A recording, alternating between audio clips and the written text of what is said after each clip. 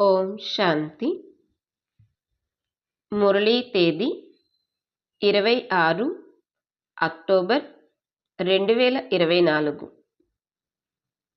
ఈరోజు బాబా చెప్తున్నారు, మధురమైన పిల్లలు, సర్వశక్తివంతుడైన తండ్రి మీకు శక్తిని ఇచ్చేందుకు వచ్చారు. ఎంతగా స్మృతిలో ఉంటారో అంతగా శక్తి లభిస్తూ ఉంటుంది. ప్రశ్న: ఈ డ్రామాలో అందరికన్నా మంచి పాత్ర పిల్లలైన మీదే. అది ఎలా? జవాబు: పిల్లలైన మీరే అనంతమైన తండ్రికి చెందిన వారిగా అవుతారు.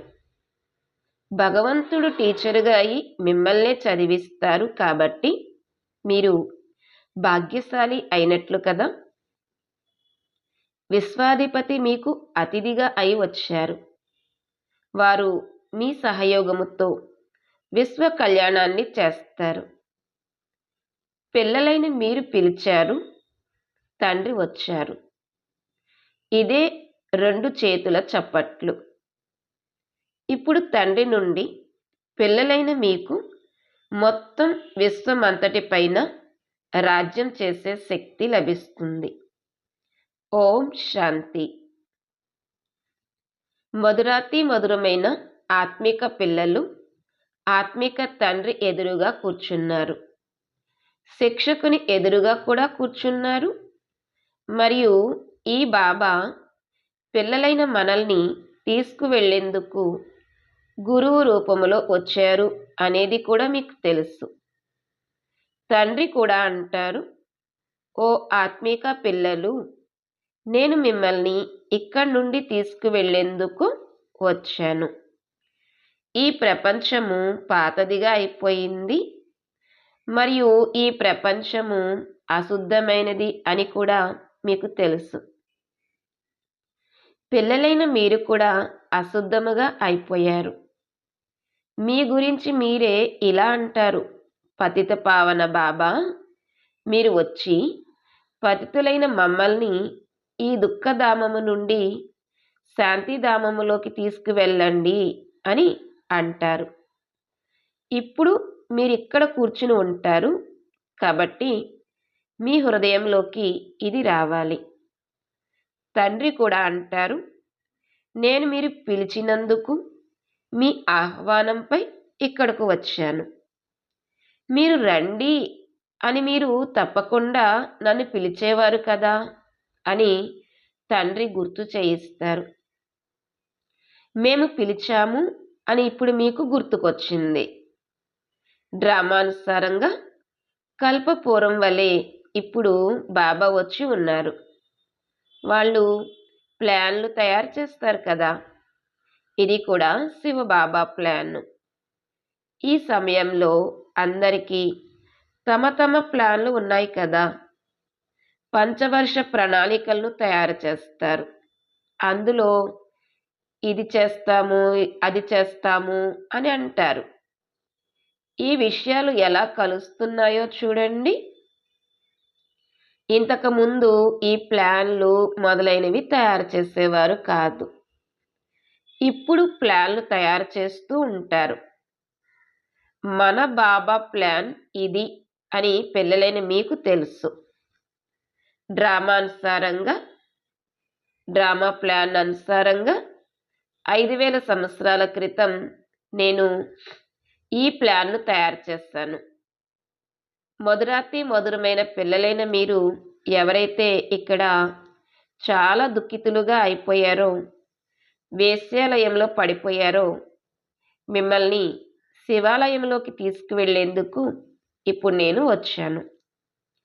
ఆ శాంతిధామము నిరాకారి శివాలయము మరియు సుఖధామము సాకారి శివాలయము. ఈ సమయంలో పిల్లలైన మిమ్మల్ని తండ్రి రిఫ్రెష్ చేస్తున్నారు. మీరు తండ్రి సమ్ముఖంలో కూర్చున్నారు కదా. బాబా వచ్చి ఉన్నారు అని బుద్ధిలో నిశ్చయమైతే ఉంది. బాబా అనే పదము చాలా మధురమైనది. ఇది కూడా మీకు తెలుసు. ఆత్మలమైన మనము ఆ తండ్రి పిల్లలము. మళ్ళీ పాత్రను అభినయించేందుకు ఈ తండ్రికి చెందిన వారిగా అవుతాము అని. ఎంత సమయం మీకు లౌకిక తండ్రులు లభించారు? సత్యుగం నుండి మొదలుకొని సుఖ దుఃఖాల పాత్రలను అభినయించారు. మన దుఃఖము యొక్క పాత్ర ఇక పూర్తవుతుంది అని, సుఖము యొక్క పాత్రను కూడా పూర్తిగా 21 జన్మలు అభినయించాము అని ఇప్పుడు మీకు తెలుసు. మళ్ళీ అర్ధకల్పం దుఃఖం యొక్క పాత్రను అభినయించారు. బాబా మీకు స్మృతిని కలిగించారు. నిజంగా అలాగే ఉండేది కదా అని బాబా అడుగుతున్నారు. ఇప్పుడు మళ్ళీ మీరు అర్ధకల్పం సుఖం యొక్క పాత్రను అభినయించాలి. ఈ జ్ఞానముతో మీ ఆత్మ నిండుగా ఉంటుంది. ఆ తర్వాత ఖాళీ అయిపోతుంది. మళ్ళీ తండ్రి నిండుగా చేస్తారు. మీ కంఠములో విజయమాల ఉంది. కంఠములో జ్ఞానమాల ఉంది. తప్పకుండా మనం చక్రంలో తిరుగుతూ ఉంటాము. సత్యుగము, త్రేత, ద్వాపరము, కలియుగము. ఆ తర్వాత మళ్ళీ ఈ మధురమైన సంగమయుగంలోకి వస్తాము. దీనిని మధురమైనది అని అంటారు. శాంతిధామము మధురమైనదేమీ కాదు. అన్నింటికన్నా మధురమైనది పురుషోత్తమ కళ్యాణకారి సంగమయుగము. డ్రామాలో మీది కూడా అందరికన్నా మంచి పాత్ర. మీరు ఎంత అదృష్టవంతులు! అనంతమైన తండ్రికి చెందిన వారిగా మీరు అవుతారు. వారు వచ్చి పిల్లలైన మిమ్మల్ని చదివిస్తారు. ఇది ఎంత ఉన్నతమైన, ఎంత సహజమైన చదువు! మీరు ఎంత ధనవంతులుగా అవుతారు! ఇందులో ఏ విధంగానూ కష్టపడవలసిన అవసరం ఉండదు.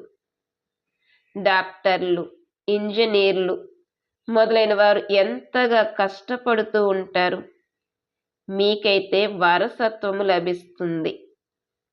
తండ్రి సంపాదనపై పిల్లలకు హక్కు ఉంటుంది కదా.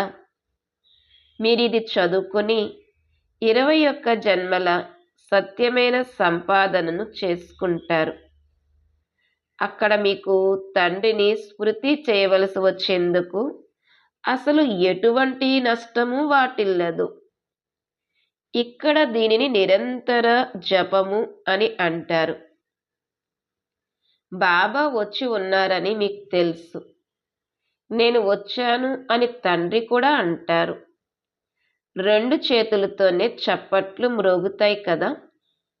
తండ్రి అంటారు, నన్ను స్మృతి చేసినట్లయితే జన్మ జన్మాంతరాల పాపాలు భస్మమైపోతాయి.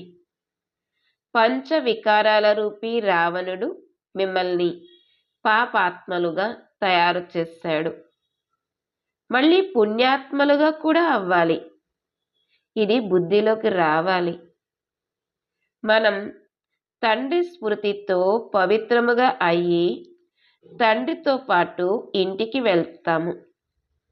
ఈ చదువుతో మనకు శక్తి లభిస్తుంది. దేవీ దేవతా ధర్మము యొక్క విషయంలో రిలీజియన్ ఈజ్ మైట్ అంటే ధర్మమే శక్తి అని అనడం జరుగుతుంది. తండ్రి అయితే సర్వశక్తివంతుడు. కావున బాబా నుండి మనకు విశ్వంలో శాంతిని స్థాపించే శక్తి లభిస్తుంది. ఆ రాజ్యాధికారాన్ని మన నుండి ఎవ్వరూ దోచుకోలేరు. అంతటి శక్తి లభిస్తుంది.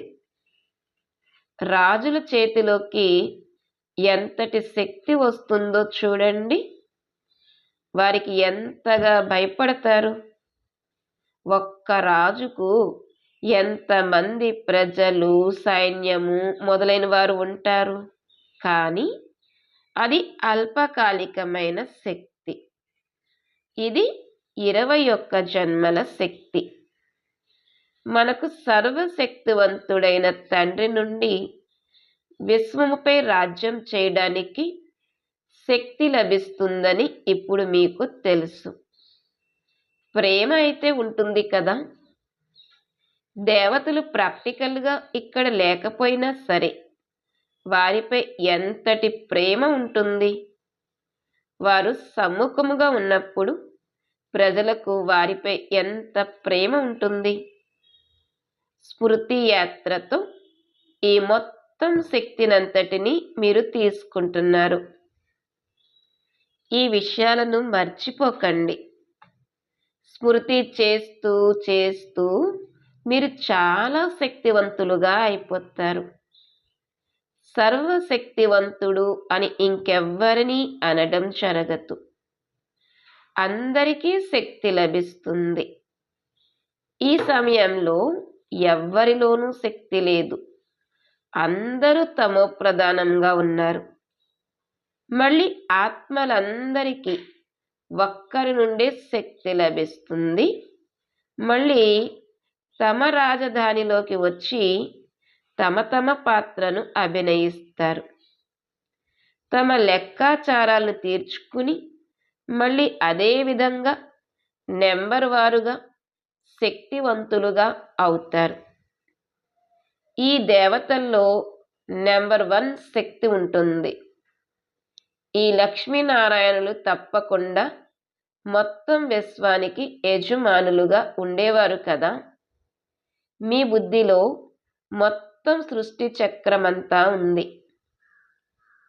ఏ విధంగా మీ ఆత్మలో ఈ జ్ఞానము ఉందో అలాగే బాబా ఆత్మలో కూడా మొత్తం జ్ఞానమంతా ఉంది. ఇప్పుడు మీకు వారు జ్ఞానాన్ని ఇస్తున్నారు. డ్రామాలో పాత్ర నిండి ఉంది. అది రిపీట్ అవుతూ ఉంటుంది. మళ్ళీ ఆ పాత్ర 5000 సంవత్సరాల తర్వాత రిపీట్ అవుతుంది. ఇది కూడా పిల్లలైన మీకు తెలుసు. మీరు సత్యుగంలో రాజ్యం చేసేటప్పుడు తండ్రి రిటైర్ లైఫ్లో ఉంటారు. మళ్ళీ స్టేజీ మీదకి ఎప్పుడు వస్తారు? ఎప్పుడైతే మీరు దుఃఖితులుగా అవుతారో అప్పుడు వస్తారు. వారిలో మొత్తం రికార్డ్ అంతా నిండి ఉందని మీకు తెలుసు. ఆత్మ ఎంత చిన్నగా ఉంటుంది. అందులో ఎంతటి వివేకం ఉంటుంది. తండ్రి వచ్చి ఎంతటి వివేకాన్ని ఇస్తారు.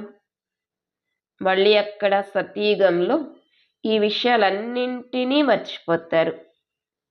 సతీయుగంలో మీకు ఈ జ్ఞానం ఉండదు. అక్కడ మీరు సుఖాన్ని అనుభవిస్తూ ఉంటారు. ఇది కూడా ఇప్పుడు మీరు అర్థం చేసుకున్నారు. సతీయుగంలో మనమే దేవతలుగా అయి సుఖాన్ని అనుభవిస్తాము. ఇప్పుడు మనమే బ్రాహ్మణులుగా ఉన్నాము. మళ్ళీ మనమే దేవతలుగా అవుతున్నాము. ఈ జ్ఞానాన్ని బుద్ధిలో బాగా ధారణ చేయాలి. ఎవరికైనా అర్థం చేయించడంలో సంతోషం కలుగుతుంది కదా. మీరు ప్రాణదానాన్ని ఇస్తారు. కాలుడు వచ్చి అందరినీ తీసుకువెళ్ళిపోతాడు అని అంటారు కదా. వాస్తవానికి కాలుడంటూ ఎవరూ లేరు. ఇదంతా తయారు చేయబడిన డ్రామా. ఆత్మ అంటుంది, నేను ఒక శరీరాన్ని వదిలి వెళ్ళిపోతాను, మళ్ళీ ఇంకొకటి తీసుకుంటాను అని ఆత్మ అంటుంది. నన్ను మృత్యువు కబళించదు. ఆత్మకు ఆ ఫీలింగ్ కలుగుతుంది. ఆత్మ గర్భములో ఉన్నప్పుడు సాక్షాత్కారాలు కలిగి దుఃఖాన్ని అనుభవిస్తుంది. లోపల శిక్షలు అనుభవిస్తుంది. అందుకే దానిని గర్భ జైలు అని అంటారు. ఈ డ్రామా ఎంత అద్భుతముగా తయారు చేయబడి ఉంది. గర్భ జైలులో శిక్షలు పొందుతూ తమ సాక్షాత్కారాన్ని పొందుతూ ఉంటారు. శిక్షలు ఎందుకు లభించాయి? ఈ ఈ తప్పుడు పనులు చేశారని, వీరికి దుఃఖాన్ని ఇచ్చారు అని సాక్షాత్కారాలైతే చేయిస్తారు కదా, అక్కడ అన్ని సాక్షాత్కారాలు అవుతాయి. అయినా కానీ బయటకు వచ్చి మళ్ళీ పాపాత్ములుగా అయిపోతారు. అన్ని పాపాలు ఎలా భస్మమవుతాయి? ఈ స్మృతి యాత్ర ద్వారా మరియు స్వదర్శన చక్రాన్ని తిప్పడం ద్వారా మీ పాపాలు భస్మమవుతాయని పిల్లలకు అర్థం చేయించారు బాబా. తండ్రి అంటారు కూడా, మధురాతి మధురమైన స్వదర్శన చక్రధారి పిల్లలు, మీరు 84 జన్మల ఈ స్వదర్శన చక్రాన్ని తిప్పినట్లయితే మీ జన్మ జన్మాంతరాల పాపాలు అంతమైపోతాయి. చక్రాన్ని కూడా స్మృతి చేయాలి. అలాగే ఈ జ్ఞానాన్ని ఎవరు ఇచ్చారో వారిని కూడా స్మృతి చేయాలి. తండ్రి మనల్ని స్వదర్శన చక్రధారులుగా తయారు చేస్తున్నారు. అలా తయారు చేస్తారు, కానీ ప్రతిరోజు కొత్త కొత్త వారు వస్తారు కాబట్టి వారందరినీ కూడా రిఫ్రెష్ చేయవలసి ఉంటుంది. మీకు మొత్తం జ్ఞానం అంతా లభించింది. మనం ఇక్కడకు పాత్రను అభినయించేందుకు వచ్చామని ఇప్పుడు మీకు తెలుసు. 84 జన్మల చక్రంలో తిరిగారు, మళ్ళీ తిరిగి వెళ్ళాలి. ఇలా చక్రాన్ని తిప్పుతూ ఉంటారా? పిల్లలు చాలా మర్చిపోతూ ఉంటారని తండ్రికి తెలుసు. చక్రాన్ని తిప్పడంలో ఎటువంటి కష్టమూ లేదు. తీరికైతే ఎంతో ఉంటుంది. చివరి సమయంలో మీకు ఈ స్వదర్శన చక్రధారి స్థితి ఉంటుంది. మీరు ఈ విధంగా తయారవ్వాలి. సన్యాసులైతే ఈ శిక్షణను ఇవ్వలేరు. స్వదర్శన చక్రం గురించి స్వయం ఆ గురువులకు కూడా తెలియదు. వారు కేవలం గంగా నది వద్దకు వెళ్ళండి అని అంటారు. ఎంతమంది స్నానాలు చేస్తారు? ఎక్కువ స్నానాలు చేయడం ద్వారా ఆ గురువులకు ఆదాయం లభిస్తుంది. గడియ గడియ యాత్రలకు వెళ్తారు. ఇప్పుడు ఆ యాత్రలకు మరియు ఈ యాత్రకు ఎంత తేడా ఉందో చూడండి. ఈ యాత్ర ఆ యాత్రలన్నింటి నుండి విముక్తులుగా చేస్తుంది. ఈ యాత్ర ఎంత సహజమైనది. చక్రాన్ని కూడా తిప్పండి. నలువైపులా తిరిగి వచ్చాము, అయినా కానీ ఎంతో దూరంగానే ఉన్నాము అనే పాట కూడా ఉంది కదా. అనంతమైన తండ్రి నుండి దూరంగా ఉన్నారు. ఇది మీకు అనుభవం అవుతుంది. వారికైతే దీని అర్థము తెలియదు. ఎంతగానో తిరుగుతూ వచ్చామని ఇప్పుడు మీకు తెలుసు. ఇప్పుడు ఇంకా ఈ తిరగడం నుండి మీరు విముక్తులైపోయారు. అలా తిరగడం వల్ల మీరేమీ దగ్గరగా రాలేదు, ఇంకా దూరం అవుతూ వచ్చారు. ఇప్పుడు డ్రామా ప్లాన్ అనుసారంగా అందరినీ తమతో పాటు తీసుకువెళ్ళేందుకు తండ్రియే రావాల్సి ఉంటుంది. తండ్రి అంటారు, నా మతముపై మీరు నడవలసిందే, పవిత్రముగా అవ్వాలి. ఈ ప్రపంచాన్ని చూస్తూ కూడా చూడకూడదు. ఎప్పటి వరకైతే కొత్త ఇల్లు తయారవ్వదో అప్పటి వరకు పాత ఇంట్లో ఉండవలసి ఉంటుంది. తండ్రి వారసత్వాన్ని ఇవ్వడానికి సంగమములోనే వస్తారు. అనంతమైన తండ్రిది అనంతమైన వారసత్వము. తండ్రి వారసత్వం మాదేనని లౌకికంలో పిల్లలకు తెలుసు. ఆ సంతోషంలో ఉంటారు వాళ్ళు. ఆ పిల్లలు తమ సంపాదనను కూడా చేసుకుంటారు, మరియు వారికి తండ్రి వారసత్వము కూడా లభిస్తుంది. మీకైతే వారసత్వమే లభిస్తుంది. స్వర్గ వారసత్వము మీకు ఎలా లభించింది అనేది అక్కడ మీకు తెలియదు. అక్కడ మీ జీవితము చాలా సుఖమయంగా ఉంటుంది.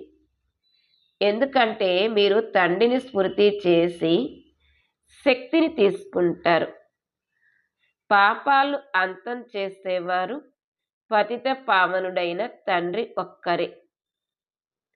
తండ్రిని స్మృతి చేయటం ద్వారా మరియు స్వదర్శన చక్రాన్ని తిప్పటం ద్వారానే మీ పాపాలు అంతమవుతాయి.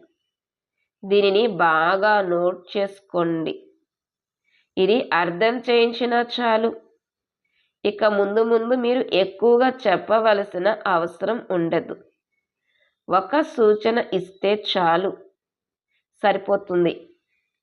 అనంతమైన తండ్రిని స్మృతి చేస్తే మీ పాపాలు అంతమైపోతాయి. మీరు నరు నుండి నారాయణునిగా, నారి నుండి లక్ష్మిగా అవడానికి వస్తారు. ఇదైతే గుర్తుంది కదా. ఇంకెవరి బుద్ధిలోకి ఈ విషయం రాదు. మీరు ఇక్కడకు వస్తారు. మేము బాప్దాదా వద్దకు కొత్త ప్రపంచమైన స్వర్గ వారసత్వాన్ని తీసుకునేందుకు వెళ్తాము అని బుద్ధిలో ఉంది. తండ్రి అంటారు, స్వదర్శన చక్రధారులుగా అవ్వటం ద్వారా మీ వికర్మలు వినాశనమవుతాయి.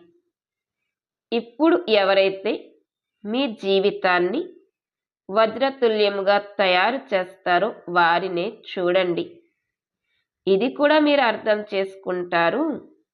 ఏమనంటే, ఇందులో చూసే విషయం అంటూ ఏదీ లేదు. దీనిని మీరు దివ్య దృష్టి ద్వారా తెలుసుకుంటారు. ఆత్మయే ఈ శరీరము ద్వారా చదువుతుంది. ఈ జ్ఞానము ఇప్పుడు లభించింది. మనం ఏ కర్మలనైతే చేస్తామో వాటిని ఆత్మయే శరీరాన్ని తీసుకుని చేస్తుంది. తండ్రి కూడా చదివించవలసి ఉంటుంది.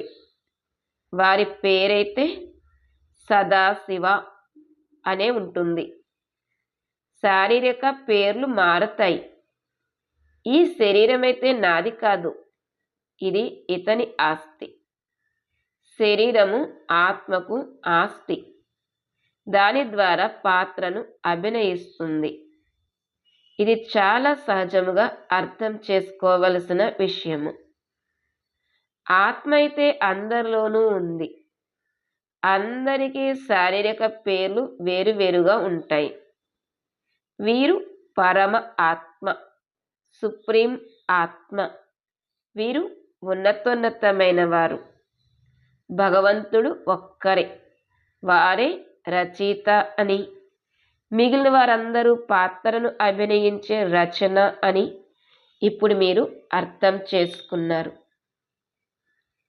ఆత్మలు ఏ విధంగా వస్తాయి అనేది కూడా మీరు తెలుసుకున్నారు.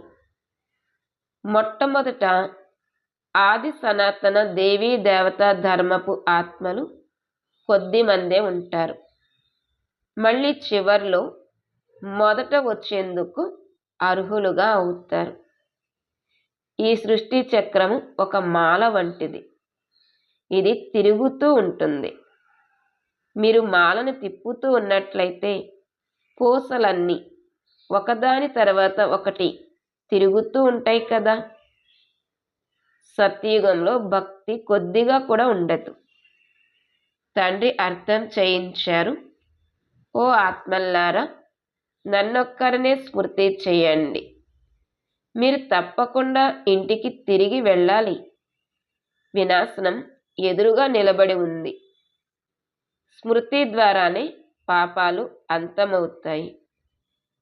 అప్పుడిక శిక్షలు అనుభవించటం నుండి కూడా విముక్తులైపోతారు.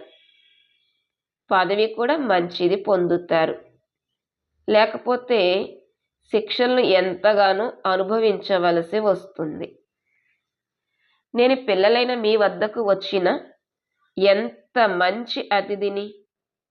నేను పిల్లలైన మీ వద్దకు వచ్చినటువంటి ఎంత మంచి అతిథిని.